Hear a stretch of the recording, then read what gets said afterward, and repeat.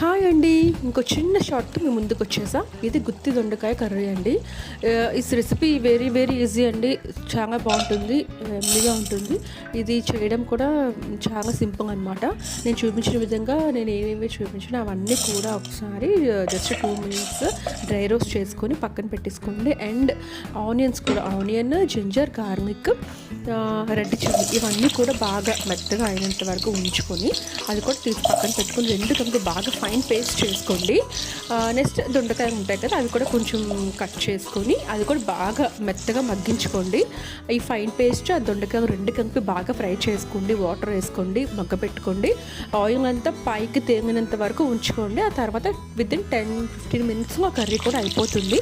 Thick గ్రేవీగా వస్తుందండి. ఇది ఒక చపాతీతో అయినా ఈ కర్రీ బాగుంటుంది, రైస్తో అయినా చాలా బాగుంటుంది. ఒక్కసారి నేను చేసిన విధంగా మీరు ట్రై చేసి చూడండి. ఇది ఒక చిన్న షార్ట్ మీకు నచ్చితే లైక్, షేర్, సబ్స్క్రైబ్ చేయండి.